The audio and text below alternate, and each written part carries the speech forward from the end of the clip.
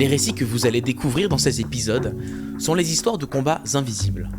Les histoires que vous allez découvrir sont celles de personnes qui vivent au quotidien un handicap visible ou invisible dans le cadre de leur activité professionnelle. Dans ce podcast réalisé par Equance, c'est Alice qui va vous raconter cette fois son histoire. Elle répondra également à mes questions en compagnie de Vincent Julet, expert handicap au travail, pour vous apporter un éclairage sur ce sujet. Mais avant cela, place à l'histoire qui s'intitule « Ma petite Rose ». Elle est racontée par Alice. Je m'appelle Alice, je suis responsable RH chez Equance depuis 2018 et je vis une maladie invalidante depuis que j'ai 22 ans. Celle-ci, elle impacte la moelle épinière et le système nerveux central. Je dirais que c'est plus une compagne de jeu un peu caractérielle. Je l'ai surnommée ma petite Rose. Vous trouvez pas ça mignon ? Plus joli que sclérose en plaques en tout cas. Écoutez mon histoire jusqu'au bout et vous en apprendrez plus sur ce handicap invisible. Alors, ma petite Rose, elle est arrivée dans ma vie suite à un choc émotionnel. Je venais de faire face à un décès dans mon entourage et j'ai été pas mal secouée, ce qui est normal en même temps dans ce genre de situation.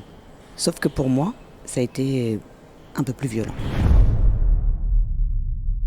C'est-à-dire que tout d'un coup, j'ai eu les jambes et la parole coupées. Tout d'un coup, impossible de marcher, impossible d'articuler, rendant ma parole complètement inaudible. À ce moment, je me sentais complètement handicapée. Mais je pensais vraiment que ça ne durerait pas. J'avais mis ça sur le compte du stress suite à ce que je venais de vivre. Donc je ne suis pas allée me soigner. Au bout de 2 ou 3 mois, mes jambes, ma parole revenaient progressivement, même si parfois je n'arrivais pas à prononcer les mots que j'avais en tête. Mais petit à petit, je me rétablissais. Tout ça a duré 10 ans. Une fois, c'était les jambes. Une fois, les membres supérieurs, ou le visage, ou encore d'autres sensations, telles que des brûlures au second degré, l'impression que votre corps est plongé dans un bloc de glace, ou qu'il est tenu dans un tensiomètre gonflé à bloc. Votre cerveau, en fait, envoie des mauvaises informations, que votre corps reçoit comme si elles étaient vraiment vraies. Dans les faits, il n'y a rien. Mais votre corps le ressent réellement. Et c'est très, voire affreusement douloureux, en fait. Et elle dure de quelques semaines à quelques mois. Puis au fur et à mesure, elle s'estompe. Mais ça, je ne savais pas encore. Jusqu'au jour où le couperet est venu me scier les jambes et me museler la bouche. En 2002, suite à l'accouchement de ma 2e fille, la situation a purement et simplement empiré du tout au tout. Mes jambes, ma voix, mes yeux, alors là, tout est parti à volo. Cette fois-ci, je ne pouvais plus ignorer le problème. Et je suis retournée à la maternité. Ils m'ont immédiatement transférée à l'hôpital et aux urgences neurologiques. Après examens divers et variés, le verdict est tombé. Je suis atteinte de sclérose en plaques. Alice, il y a quelque chose en vous. Quelque chose qui vous fait perdre pied. Ça ne va pas être facile à entendre, mais depuis 10 ans, cette chose grandit et vous exproprie peu à peu de votre corps. Dès aujourd'hui, votre vie ne sera plus la même. Vous ne serez plus la même. Vous ne pourrez plus pousser vos limites, car il y aura dorénavant un garde-fou devant chacune de vos décisions. Reposez-vous, réfléchissez à votre avenir, mais surtout, oubliez votre vie d'avant. Alice, je vous présente Rose, votre nouvelle compagne. Elle n'est pas très agréable, mais elle vous suivra jusqu'au bout. À 32 ans, c'est un traumatisme. C'était juste impossible pour moi. J'étais sportive, j'étais active, je bougeais tout le temps. Savoir que j'allais devoir mettre tout ça de côté, c'était juste impensable. Là, je suis entrée aussitôt dans un déni. Et pendant 6 mois qui ont suivi, je ne pouvais ni parler, ni marcher. Je souffrais de lourdes paresthésies des jambes, d'une diplopie binoculaire, mais également de dysphasie.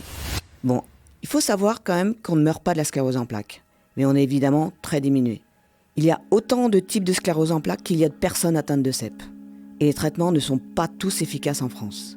Donc quand on apprend qu'on en est atteint, c'est un peu comme si on s'apprêtait à traverser un désert dépourvu de chemin.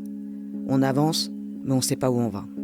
Pour commencer, on m'a proposé un traitement qui ne me correspondait pas du tout. Et comme je travaillais, c'était ingérable pour moi. Je faisais des crises régulières et donc je me faisais arrêter tout le temps. Là, c'était le début de l'enfer. Les crises, on les appelle des poussées.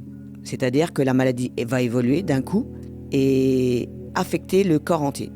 Ce qui me coupait les jambes et la parole, par exemple. Pour certains malades, c'est un calvaire sans fin. Mais pour moi, faut dire que j'ai de la chance dans mon malheur. parce que je fais des rémissions. C'est pour ça que je disais que ma petite Rose avait du caractère. Elle peut être pénible, mais pas tout le temps. Voilà pour cette première partie de l'histoire d'Alice qui est à côté de moi. Ça fait quel type d'émotion, Alice, de raconter cette histoire au micro ? Peut-être pour la première fois en plus. Mais complètement pour une première fois. C'est un peu déstabilisant au départ, mais en même temps, j'aime que l'on puisse mettre une certaine information sur ce que j'ai. Bah ça tombe bien, j'ai des questions à te poser. À tes côtés, Vincent Julet. Bonjour Vincent. Bonjour David. Tu es Vincent, consultant en management et handicap. Tu es un acteur associatif engagé localement et nationalement. J'ai des questions à te poser pour avoir des clés de lecture, un décryptage sur ce qu'on est en train de raconter dans cette histoire. D'ailleurs, la première question, elle est pour toi. Alice, elle parle de déni. Est-ce que le déni fait partie de la vie des personnes en situation de handicap ? Est-ce que c'est un passage obligé, Vincent ? Oui, clairement, et c'est d'autant plus vrai quand le handicap survient au fil de la vie.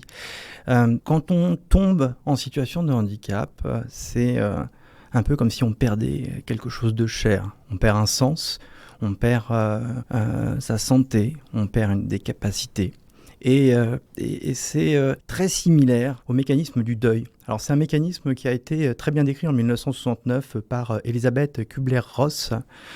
Il parle de 5 phases, donc le déni, la colère, le marchandage, la dépression, et enfin on arrive à une phase d'acceptation. Donc le mécanisme est tout à fait normal. Vincent, il y a sûrement d'autres personnes en situation de handicap qui nous écoutent. Si ces personnes sont en situation de déni, qu'est-ce qu'on pourrait leur conseiller ? Bien, tout simplement que tout le monde passe par cette phase. La phase va durer plus ou moins longtemps, mais c'est quelque chose de classique, et je crois pouvoir le dire d'absolument nécessaire. Les phases de ce deuil dont je parlais tout à l'heure ne sont pas linéaires, hein. On peut passer du déni à la dépression, on peut passer en phase d'acceptation et revenir à un moment donné en phase de dépression, et surtout comme c'est le cas dans la situation d'Alice, avec une maladie qui crée des crises, qui crée des handicaps par session. Merci à tous les deux. Je vous propose de rentrer dans cette deuxième partie de l'histoire. Avec toi, Alice, on t'écoute. La vie, avec ma petite Rose, elle est faite de va-et-vient, d'arrêt et de reprise, mais dans l'ensemble, j'ai le droit à quelques périodes de répit. J'ai même eu le bonheur d'avoir 2 enfants, avant que la maladie ne soit diagnostiquée. Mais mes grossesses ont été compliquées, surtout la deuxième, qui a mis un nom sur ma maladie, comme j'ai déjà raconté. Ma petite Rose était peut-être jalouse, et peut-être qu'elle a voulu le faire savoir. Le déni était de plus en plus difficile à maintenir, mais comme j'étais têtue, j'avais repris mon travail dans ma grande entreprise, je m'investissais beaucoup et naturellement, j'avais une grosse pression au quotidien. Les années passent et les crises s'enchaînent, mais je reviens toujours têtue comme je suis. Les traitements changent et font plus ou moins effet, mais Rose, elle aussi, revient toujours et de plus en plus forte. Jusqu'au jour où elle a décidé de frapper un énième coup. En 2017, je connais ma plus grosse crise de l'époque.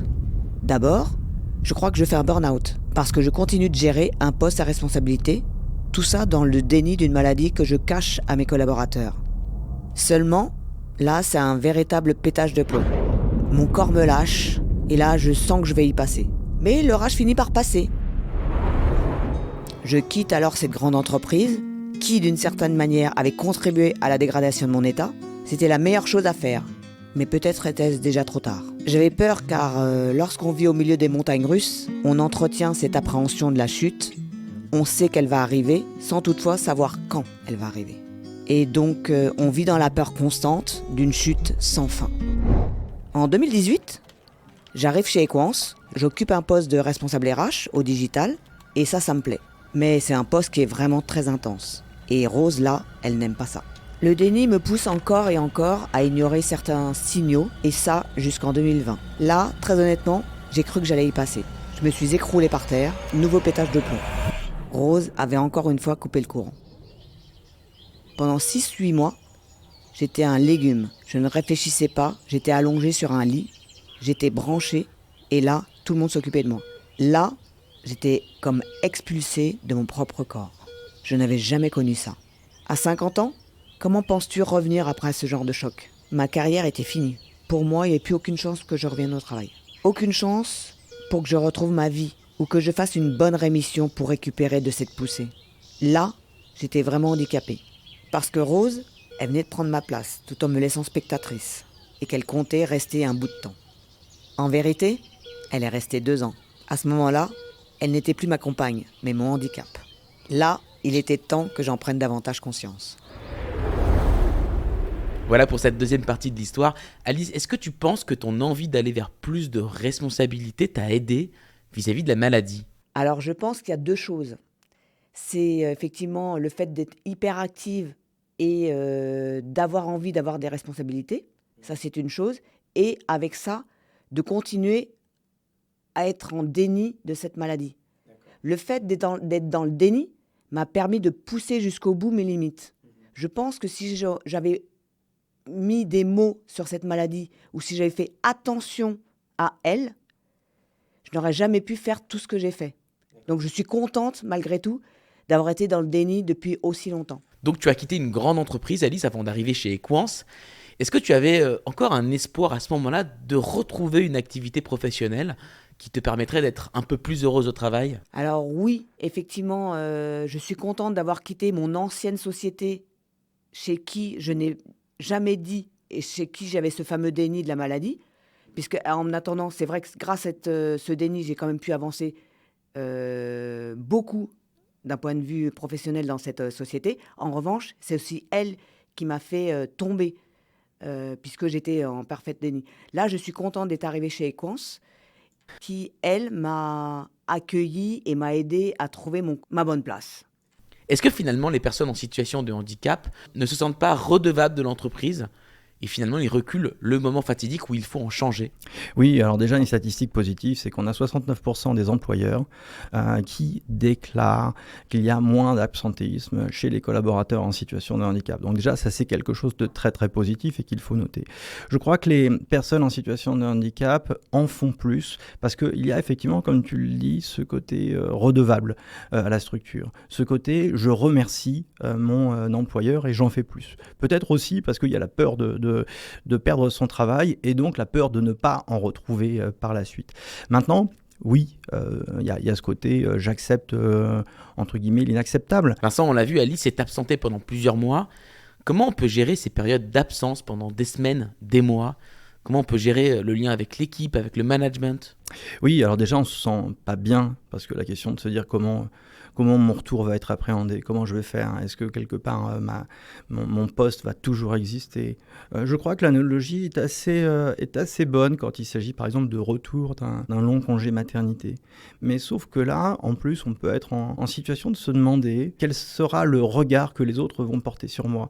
Et je crois que ça c'est super important parce qu'on a un vrai travail aussi du management envers le collaborateur qui doit continuer pendant cette période-là à apprendre des nouvelles de la personne qui est en arrêt. Et ça, on pense souvent qu'on n'a pas le droit, mais on a le droit. On n'a pas le droit de parler de la mission, on n'a pas le droit de parler du travail, mais par contre, simplement un petit message pour savoir comment ça va, je crois que c'est quelque chose de très important. Allez, découvrons ce qui se passe ensuite dans la troisième partie de l'histoire que tu nous racontes, Alice. Ces longs mois à végéter sur mon lit, après la crise de 2020, m'ont vraiment fait réfléchir. À quoi bon persister dans le déni si c'est pour finir comme un légume ? Il était évident que ma vie professionnelle, en tout cas le rythme que je m'imposais, était en grande partie responsable de l'évolution de ma maladie. Et pour la première fois de ma vie, je me suis dit qu'il fallait peut-être lever le pied. Avant, le travail c'était tout pour moi. Aujourd'hui, il n'y a pas que le boulot dans la vie. J'avais envie de profiter de ma famille et surtout de me reposer. Donc les médecins m'ont autorisé à reprendre à mi-temps thérapeutique. Equance a fait en sorte que je puisse travailler dans des conditions favorables. Et le premier enjeu, c'était de me trouver un poste adapté à mon état. Alors, on a essayé plusieurs choses, à travers un essai encadré. Là où les choses se sont bien goupillées, c'est que je dépendais du siège, où je n'avais pas de poste attitré, mais plutôt des actions RH à faire. J'avais donc moins de responsabilités, moins de pression, le temps que la direction puisse faire un choix, sans me mettre en danger.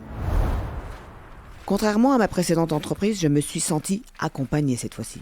Maintenant, mes collègues, pas tous bien sûr, savent pour ma petite Rose. Et moi, j'appréhende un peu moins. Je reprends peu à peu confiance en moi. Vivre avec elle, c'est vivre avec une bombe, à retardement sans minuterie. C'est idiot, mais c'est vraiment ça. Et le fait d'en parler, ou simplement de s'adapter, tout ça fait la différence. En vérité, je dois dire que je n'ai plus aussi peur aujourd'hui. Mon nouveau traitement fonctionne bien et je n'ai pas fait de poussée depuis 2020. J'espère qu'il n'y en aura plus. Ma dernière crise m'a laissé quelques troubles quand même, des troubles cognitifs, tels que des troubles de la concentration. Et faire 2 choses en même temps peuvent me demander beaucoup d'efforts. C'est le problème de certaines rémissions. Il y en a qui vous laissent des souvenirs. Si je n'avais pas eu mon entourage, mon mari, mes filles, je crois que je serais toujours sur un lit à végéter, comme un légume. C'est eux qui m'ont aidé à remarcher, ou simplement me réapproprier mes mots, mes sons. Avec eux, je ne me sens pas handicapée. Même si ma petite Rose, je la connais bien maintenant. Elle reste une étrangère qui s'est invitée toute seule. J'apprends à la respecter au quotidien, en espérant qu'un jour, elle se lasse de moi et cesse de me piquer avec ses épines. Voilà pour la dernière partie de l'histoire d'Alice. Vincent, pour conclure, est-ce qu'on peut dire que ça peut créer des situations vertueuses dans une équipe que d'embaucher des personnes en situation de handicap ? Clairement oui.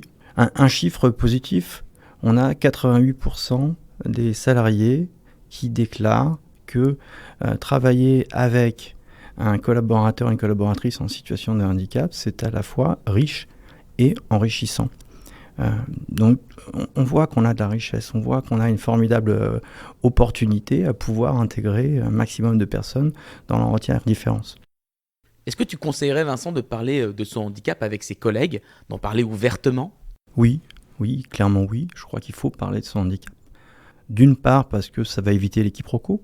Deuxième point, c'est que ça va aussi pouvoir servir toutes ces personnes qui n'osent pas parler de leur handicap et qui sont atteints de handicap invisible. Et puis en plus, le handicap peut avoir, lorsqu'on a des absences potentielles, un impact sur le reste de l'équipe. Ça ne peut pas fonctionner si le reste des collaborateurs ne sont pas au courant de ce qui est en train de se passer. Je crois que c'est essentiel.